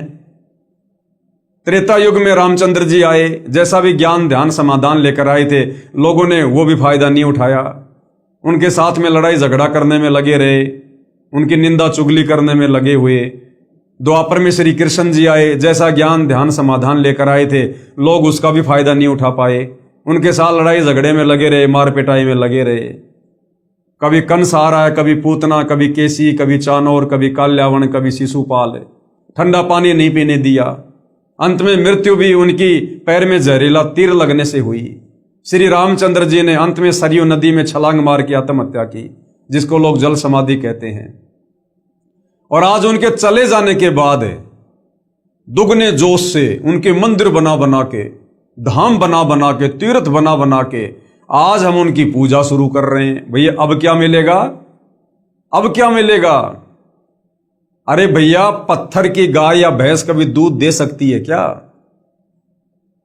डॉक्टर जब तक जिंदा है, जीवित है, तब तक उसके पास जाओ, अपनी समस्या लेकर जाओ, तुम्हारी नब्ज देखेगा, तुम्हें रोग की दवा देगा, तुम स्वस्थ होगे। अब डॉक्टर के मरने के बाद उसकी पत्थर की मूर्ति बनाओ, चाहे उसका मंदिर बनाओ, और जाकर कितना रो दो, वो पत्थर की मूर्ति कोई राहत, कोई लाभ नहीं दे सकती है। तो हमें समझाया जा रहा है कि जो गलतियां हम युगों युगों से करते आ रहे हैं, कम से कम इस समय तो उस गलती को ना दोहराओ, इतिहास से शिक्षा लो और वर्तमान में महापुरुष को पहचानो, उनके साथ वाद विवाद मत करो, लड़ाई झगड़ा मत करो, व्यर्थ की दुनिया की बातों में आकर निंदा चुगली मत करो, पाप के भागी मत बनो। पहले से ही हम घोर पापों से लदे हुए हैं, क्योंकि ये कलयुग है। हमारे पुण्य 3 युगों में समाप्त हो चुके हैं। अब हर किसी की गाड़ी में केवल पाप कर्म लदे हुए हैं। ऊपर से संतों का अनादर करके, निंदा करके और ज्यादा पाप कर्मों की हम गठरी बांध रहे हैं। तो ऐसा करने से महादुखी हो जाएंगे। इसलिए समझाया जा रहा है कि जो गलतियां आज से पहले हुई हैं अब वो गलतियां ना दोहराओ और सतगुरु रामपाल जी के सत्संग निष्पक्ष भाव से धैर्य के साथ सुनो। समझ में आते हैं तो अपना लो, नहीं समझ में आते हैं तो छोड़ दो, व्यर्थ में निंदा चुगली क्यों। तो हमारे भले के लिए हमें यहां पर समझाया जा रहा है। उस समय के शासन व्यवस्था व जनता ने उनकी दिव्य बातों व आदर्शों पर ध्यान नहीं दिया और उनके अंतर ध्यान होने पर दुगने उत्साह से उनकी पूजा शुरू कर पूजने लग गए। ये भी एक विडंबना कि हम जीवंत और समय रहते उनकी नहीं मानते, अपितु उनका विरोध व अपमान ही करते रहे। कुछ स्वार्थी तत्व जनता को भ्रमित करके परम संत को बदनाम करके बाधक बनते हैं। भाई तत्वदर्शी संत क्या करेगा कि वो बिजनेस तो करता नहीं है, लोगों को कोई काम धंधा करने की ऐसी कोई टेक्निक तो बताता नहीं है। परम संत यहां पर आध्यात्मिक ज्ञान देते हैं जो हमारे धर्मशास्त्रों में होता है, लेकिन हमारे तत्व ज्ञानहीन नादान धर्म गुरु तत्व ज्ञान के अभाव में हमें भक्ति और भगवान के विषय में नहीं बता पाते हैं और एक प्रकार से वो धर्म को धार्मिक धंधे के रूप में सेट कर चुके होते हैं। और जब तत्वदर्शी संत यहां पर आते हैं, वे हमें उन्हीं धर्मशास्त्रों को खोल खोल के दिखाते हैं कि भाई देखो भक्ति और भगवान के विषय में क्या लिखा हुआ है और हमारे से हमारे नादान धर्म गुरु क्या पूजा करवा रहे हैं। तो बताओ हमें लाभ कैसे मिलेगा, हमारा मोक्ष कैसे होगा, हमारे दुखों का निवारण कैसे होगा। और जब जनता उस तत्वदर्शी संत की बातों पर ध्यान देती है और उसके बताए अनुसार सत साधना करती है तो वो अद्वितीय लाभ प्राप्त करने लग जाती है, जिसके चलते उन नकली संतों को चिंता होने लग जाती है कि यदि सारे लोग उस तरफ चले गए तो फिर हमारा धंधा कैसे चलेगा, हमारे बच्चे कैसे पढ़ेंगे। जब पाखंडी खत्म हो जाएगा फिर पाखंडियों का क्या सहारा। जिस कारण से वो ज्ञानहीन धर्म गुरु उस तत्वदर्शी संत के खिलाफ जनता को गुमराह करके भड़का देते हैं और उस महापुरुष का विरोध करवा देते हैं, जनता को भी पाप का भागी बना देते हैं और फिर स्वयं भी अंत में नरक के भागी बनते हैं। तो हमें इतिहास पहले बताया जा रहा है ताकि वर्तमान में हम वो गलतियां करने से बचें, अपितु उनका विरोध व अपमान ही करते रहे। कुछ स्वार्थी तत्व जनता को भ्रमित करके परम संत को बदनाम करके बाधक बनते हैं। यह उक्ति हर युग में चरितार्थ होती आई है और आज भी हो रही है। यानी सन 2006 में करोथा कांड हुआ, सतगुरु रामपाल जी ने क्या किया, वही किया जो चारों युगों में आकर वो करते हैं। समाज में पहले से जो शास्त्र विरुद्ध ज्ञान का प्रचार प्रसार अज्ञानी काल प्रेरित धर्म गुरुओं के द्वारा जबरदस्त तरीके से कर दिया गया होता है, हर जगह पाखंड पूजा होती है। सतगुरु रामपाल जी ने उस पाखंड पूजा का विरोध किया, अपने सत्ज्ञान आधार से सत्संग कर करके शास्त्र प्रमाणित ज्ञान दे दे के सर्व धर्म शास्त्रों से उन अज्ञानी धर्म गुरुओं की पोल खोल खोल के कि भाई देखो ये जो धर्म गुरु हैं मकसद इनका भी कुछ गलत नहीं, ये भी निकले तो जनता के उपकार के लिए थे, लेकिन इन लोगों के पास में शास्त्र अनुकूल साधना नहीं है। ये लोग सृष्टि रचना से अपरिचित हैं, इनको कोई तत्वदर्शी संत नहीं मिला, जिस कारण से ये खुद भी गुमराह हैं और समाज को भी उल्टा मार्गदर्शन दे रहे हैं, विशेषकर अध्यात्म में शास्त्रों के विरुद्ध। तो वो जो नादान धर्मगुरु होते हैं वो भड़क जाते हैं कि अगर सारी जनता सतगुरु रामपाल जी के अनुसार चल पड़ी तो फिर हमारे पास में कौन आएगा, और हमारे पास में कोई नहीं आएगा तो फिर हमारा कारोबार कैसे चलेगा, हमारा परिवार कैसे पड़ेगा फिर। जिस कारण से वो स्वार्थी धर्मगुरु जनता को भ्रमित कर देते हैं और जो है उस महापुरुष का विरोध करवा देते हैं। तो भाई और बहनों, सन 2006 में जो करोथा कांड हुआ उसका एक मुख्य कारण यह भी था कि महर्षि दयानंद जी, जो आम जनता में महर्षि की उपाधि प्राप्त थे, जबकि उनको वेद ज्ञान बिल्कुल भी नहीं, केवल उनको संस्कृत भाषा का ज्ञान था, उनको तत्व ज्ञान नहीं था, जिस कारण से वो वेदों का निष्कर्ष निकालकर समाज को नहीं दे पाए, नहीं बताए। वो ये नहीं बता पाए कि वास्तव में भगवान कौन है, परमात्मा कौन है, किसकी भक्ति करनी चाहिए, कौन से वो मंत्र हैं जो हमारे शास्त्रों में हैं जिनका हमें जाप करना चाहिए। और वेदों के विरुद्ध व्याख्या समाज को देकर वो चले गए। पूरा समाज उनको महर्षि मानकर उन पर आधारित हो गया। अब सतगुरु रामपाल जी ने आकर जब उनके वेद ज्ञान को अपने उस अमर तत्व ज्ञान से कंपेयर करके समाचार पत्रों के माध्यम से, टीवी चैनलों के माध्यम से दिखाया कि भाई देखो, महर्षि दयानंद जी अपनी सत्यार्थ प्रकाश पुस्तक में जो कहा करते थे कि ये पुस्तक वेदों के अकॉर्डिंग है, इस पुस्तक में जो भी लिखा है वेदों के अनुसार लिखा है, तो सतगुरु रामपाल जी ने चारों वेदों को भी सामने कर दिया और सत्यार्थ प्रकाश को भी जो है जनता के सामने कर दिया कि देख लो भाई, इस सत्यार्थ प्रकाश में लिखा गया ज्ञान वेदों के अनुसार तो 1% भी नहीं है, 1% भी। तो लोग रह रहकर सतगुरु रामपाल जी की शरण में आने लगे और शतभक्ति करने के चलते अद्वितीय आध्यात्मिक लाभ प्राप्त करने लगे, जिस कारण से आर्य समाज के जो चंद जो धर्म गुरु हैं, अब उनकी रोजी रोटी पे समस्या आ गई। उन्होंने जनता को सतगुरु रामपाल जी के विपरीत भड़काना शुरू कर दिया, जिस कारण से करोथा कांड हुआ। उसके बाद सन 2014 में बरवाला कांड हो गया। उसकी भी राम कहानी कुछ ऐसी मिलती जुलती है। आप मेरे बाकी वीडियो देख सकते हैं, आपको भली भांति समझ में आ जाएगा। तो कहने का मतलब है, जब कोई महापुरुष धरती पर आता है उस समय हमें उनके विचारों से पहले भली भांति परिचित होना चाहिए। चलो, आज से पहले तो हमारे पूर्वज अनपढ़ थे, अशिक्षित थे, इन धर्म गुरुओं के सामने बेचारों की बोलने की हिम्मत नहीं होती थी। अरे अब तो सतगुरु रामपाल जी ने सबकी धोती सी धो दी, इनको मुंह छुपाने के लिए जगह नहीं है। ऊपर से हमारे को अक्षर ज्ञान युक्त कर दिया, सभी धर्मशास्त्रों को सार्वजनिक करवा दिया। पहले धर्मशास्त्र हर जगह नहीं मिला करते थे, अब तो आपको हर मार्केट में, हर गली में, हर दुकान में मिल जाएंगे। ऊपर से सतगुरु रामपाल जी ने विज्ञान के द्वारा इन संस्कृत भाषा में लिखे धर्मशास्त्रों को हर भाषा में ट्रांसलेट करवा दिया, अनुवाद करवा दिया। उससे भी बढ़कर उन्होंने जो ये विज्ञान दी है, आप अपनी जेब से मोबाइल निकालिए, गूगल पे जाइए, आपको वेद के किस श्लोक का या गीता के किस अध्याय का आपको अनुवाद समझना है, आप लिखिएगा गूगल पे जाके, 2 मिनट में उसका जिस भाषा में आप चाहेंगे उसी भाषा में उसका जो अनुवाद है आपके सामने होगा। तो इतना सरल कर दिया, इतना आसान कर दिया अध्यात्म को समझना। तो अब तो कम से कम किसी के बहकावे में मत आइए, अब तो कम से कम अपनी बुद्धि विवेक का इस्तेमाल कीजिए। पहले किसी महापुरुष के विचारों से भली भांति परिचित होइए। जब तक आप किसी के सत्संग नहीं सुनेंगे, किसी के विचार नहीं सुनेंगे, आप कैसे निर्णय कर सकते हैं कि कौन सही है और कौन गलत है? तो उसके बाद ही फिर आगे कोई कदम इंसान को उठाना चाहिए, अन्यथा हम पाप के भागी बनते हैं। तो यह गलती कम से कम वर्तमान की जो पीढ़ी है उसने नहीं करनी चाहिए।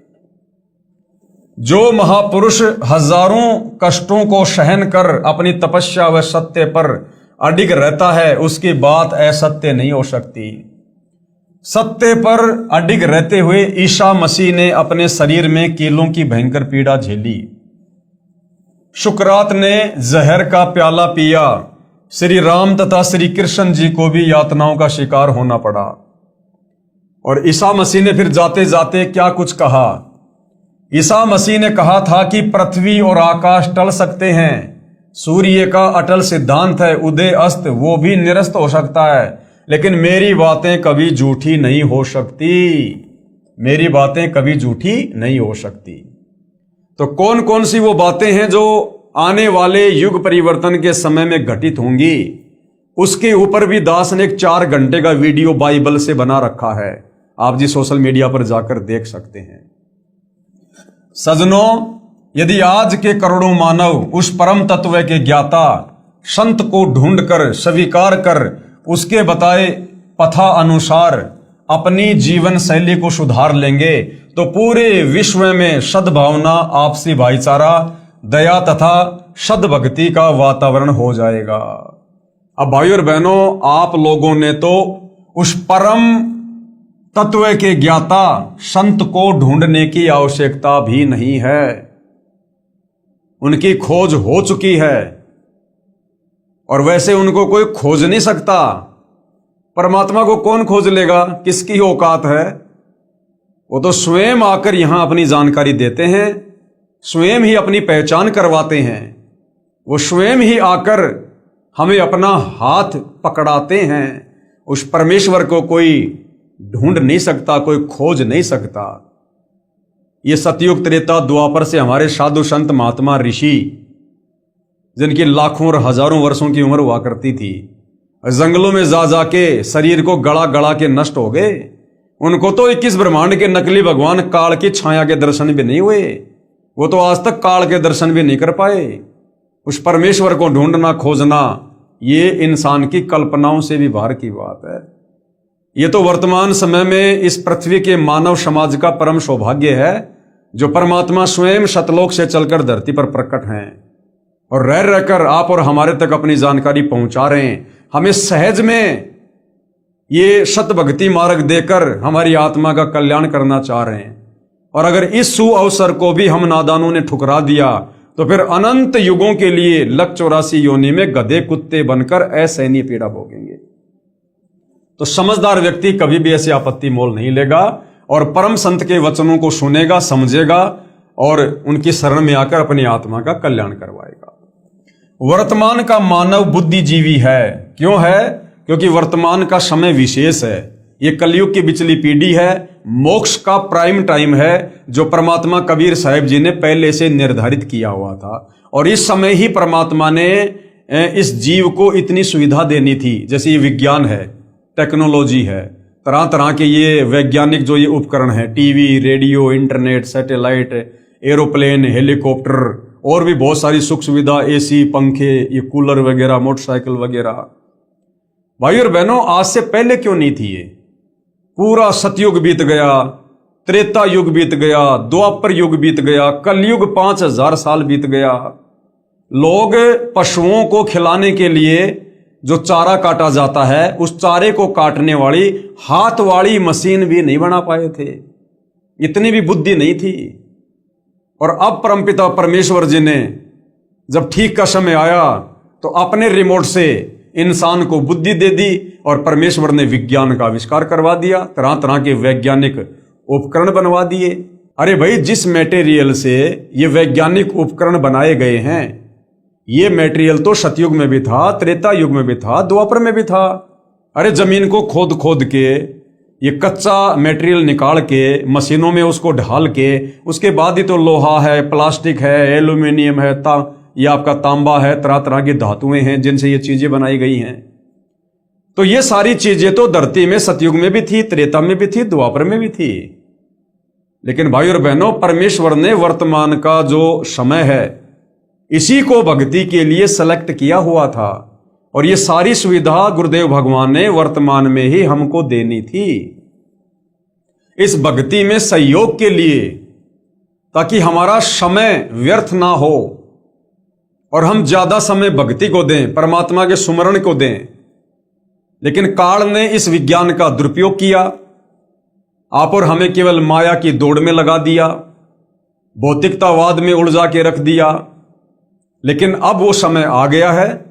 अब कबीर परमेश्वर सतगुरु रामपाल जी के आशीर्वाद से, उनके सत ज्ञान से परिचित होकर अब दुनिया परमेश्वर के द्वारा प्रदान की गई इन तमाम भौतिक वस्तुओं का इस भक्ति मार्ग में सदुपयोग करेगी। तो अब वो समय आया है भाई और बहनों। वर्तमान का मानव बुद्धिजीवी है, इसलिए उस संत के विचारों को अवश्य स्वीकार करेगा तथा धन्य होगा। वह संत है जगत गुरु तत्वदर्शी सतगुरु रामपाल जी महाराज। और कृपया पढ़िए सतगुरु रामपाल जी महाराज की संक्षिप्त जीवनी जो सर्व भविष्यवाणियों पर खरी उतर रही है। तो भाई और बहनों, आज आप और हमें कबीर परमेश्वर सतगुरु रामपाल जी ने मनुष्य जन्म देकर जो विशेष बुद्धि प्रदान की है, हमने उसका विशेष फायदा इस अध्यात्म को समझकर उठाना चाहिए। भाई, जैसे त्रेता युग में रामचंद्र जी आए, क्या आप और हम वर्तमान के इंसानों से रामचंद्र जी में ज्यादा बुद्धि नहीं होगी? अरे त्रेता युग का समय कितना अच्छा माहौल होगा, धरती पर जंगल होंगे, बढ़िया शुद्ध वातावरण होगा, बढ़िया ऑक्सीजन होगी। ये वर्तमान की तरह गाड़ी घोड़ों की, एसी की, इस प्रकार के भौतिक संसाधनों की ये भागा दौड़ नहीं थी। लोग बड़े सदाचारी थे, नेक नीति ईमानदारी से जीवन यापन करते थे, भगवान से डरते थे, वेदों के अनुसार भक्ति करते थे, धर्म कर्म को लोग जानते थे। ये वर्तमान की तरह लोग पैसे के पीछे नहीं भागा करते थे। तो सोचिए त्रेता युग का समय और स्वयं धरती पर विष्णु जी रामचंद्र रूप में, वो विष्णु अवतार रामचंद्र जी। क्या आज हम इस कलयुग के इंसान जो हर प्रकार से विषय विकारी हैं, बुराइयों में घिरे हुए हैं, लोभ लालच हमारे अंदर भरा हुआ है, क्या आप और हमारे अंदर श्री रामचंद्र जी से भी ज्यादा बुद्धि है क्या? जो हमने ये वैज्ञानिक उपकरण बना लिए होंगे, हमारी बुद्धि उन त्रेता युग के मनुष्यों की तुलना में ऊंट के मुंह में जीरे के बराबर भी नहीं है। हम नेक नीति ईमानदारी में, इंसानियत में, मानवता में श्री रामचंद्र जी और जो त्रेता युग में जो इंसान थे उनके पैर के नाखून के बराबर भी नहीं है। तो फिर वर्तमान का इंसान अपनी बुद्धि से, अपने स्तर से इस विज्ञान को कैसे बना सकता है? कैसे हेलीकॉप्टर बना सकता है? कैसे वायुयान बना सकता है? जब श्री रामचंद्र जी नहीं बना पाए, क्या उनको एरोप्लेन की आवश्यकता नहीं थी? अरे जब उनकी पत्नी को रावण उठाकर ले गया था और उन्होंने सेना लेकर जानी थी लंका में, तो चाहते तो वो भी एरोप्लेन बना लेते, हेलीकॉप्टर बना लेते। उनको समुद्र पे वो पुलिया बनाने की आवश्यकता क्यों? क्या उनको जरूरत नहीं थी क्या एरोप्लेन की? लेकिन उस समय परमात्मा ने ये विज्ञान नहीं देनी थी, इंसान को ये बुद्धि नहीं देनी थी। ये समय परमात्मा ने वर्तमान का निश्चित किया हुआ था। ये वर्तमान में ही परमेश्वर ने सब कुछ करना था। तो भाई और बहनों, इस विज्ञान के दम पर इंसान जो भगवान को भूल चुका है कि विज्ञान ही सब कुछ है, वो भाई बहुत बड़ी भूल में है, बहुत बड़ी भूल में। ये इंसान के दिमाग की खोज नहीं है। अगर इंसान ने करना होता तो इंसान तो 40 लाख साल से, सतयुग से इसी धरती पर था, और बड़े बड़े इंसान, बड़े बड़े महापुरुष, साधु संत महात्मा ऋषि होकर चले गए। वो भी ये उपकरण नहीं बना पाए जो दया परमपिता परमेश्वर ने वर्तमान में इस भक्ति मार्ग में सहयोग के लिए आप और हमें प्रदान की है। इन वैज्ञानिकों को सद्बुद्धि देकर परमात्मा ने जो ये आविष्कार करवाए हैं। कौन परमात्मा? कबीर देव। कौन कबीर देव? वर्तमान में सतगुरु रामपाल जी। तो भाई और बहनों, आज परम पूज्य परमेश्वर सतगुरु रामपाल जी आप और हमारी आत्मा के कल्याण के लिए, हमारे मोक्ष के लिए किसी प्रकार से कोई कमी, कोई कसर नहीं छोड़ रहे हैं। तो आप और हमारी भी जिम्मेदारी बनती है कुछ 2 कदम आगे बढ़ने की, बुद्धि विवेक का इस्तेमाल करने की। पहचानो अपने परमपिता परमेश्वर जी को। इस काल ने हमें जाति और धर्मों की दीवारों में बांध के रख दिया। ये सर्व के तारणहार हैं, सर्व के उद्धारक हैं, सबके शुभ चिंतक हैं, क्योंकि सतगुरु रामपाल जी सर्व सृष्टि के रचयिता हैं। सभी आत्माओं को इन्होंने अपने वचन से उत्पन्न किया था सतलोक में। सृष्टि रचना पढ़ोगे तब आपको समझ में आएगा। तो ये असल में हमारे पिता हैं, हमारी आत्मा के पिता हैं। और यदि हमने इनको इस समय इनके ज्ञान को समझकर ना पहचाना, तो भाई और बहनों, फिर हम लंबे समय के लिए इस काल बलि के 21 ब्रह्मांड में यहीं पर असहनीय कष्ट और पीड़ाओं का सामना करने के लिए छोड़ दिए जाएंगे। आज मनुष्य जन्म में है, ये लक 84 योनियां भोगने के बाद मिलता है ये चोला। मानव जन्म दुर्लभ है, ये मिले न बारंबार, जैसे पेड़ से पत्ता टूट जाए भंवरने लगता डार। हम लक 84 योनियां भोगने के बाद आए इस मनुष्य जन्म में। एक चक्कर लक 84 का काटने के बाद मिलता है, ये परमात्मा का विधान है। कोई ये ना समझे मैं आज राष्ट्रपति हूं, प्रधानमंत्री हूं, गांव का सरपंच हूं, बहुत बड़ा पैसे वाला हूं, मैं बड़ी सेलिब्रिटी हूं, मैं कोई क्रिकेटर हूं, कोई हीरो हूं, तो मैं तो पहले भी ऐसा ही था और मैं तो आगे भी ऐसा ही रहूंगा।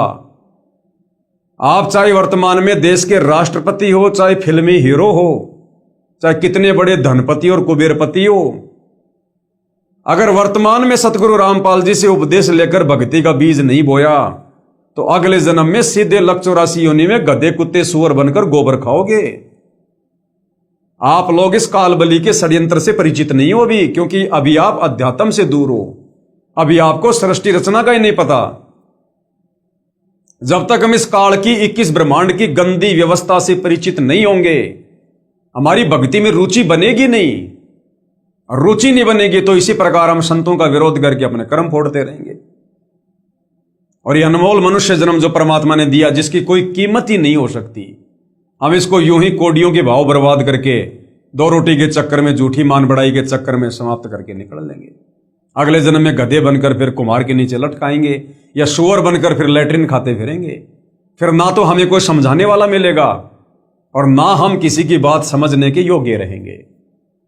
तो भाई और बहनों, आज ये वक्त है, आज ये समय है, ये मनुष्य जन्म में जो सुविधा हम ले रहे हैं ना, ये सुविधा भी परमात्मा कबीर साहिब की रजा से हमें मिल रही है, क्योंकि वो भगवान वर्तमान में धरती पर है।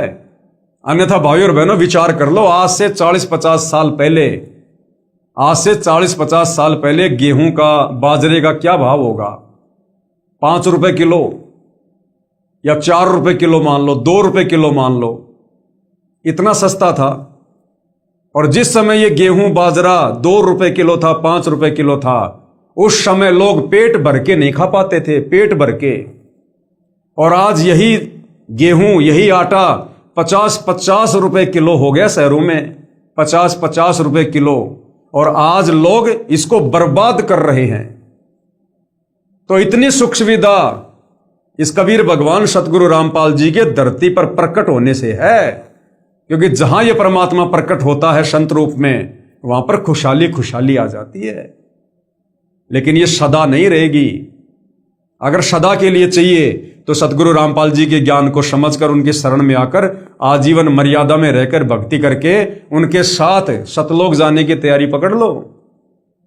और सतलोक जाने के बाद हमें सदा सदा के लिए सुख मिलेगा। वहां हमें सर्व वस्तुएं फ्री में मिलेगी, मुफ्त में। वहां हमारा जन्म मरण से पीछा छूटेगा, गधा कुत्ता सूअर बनने से पीछा छूटेगा।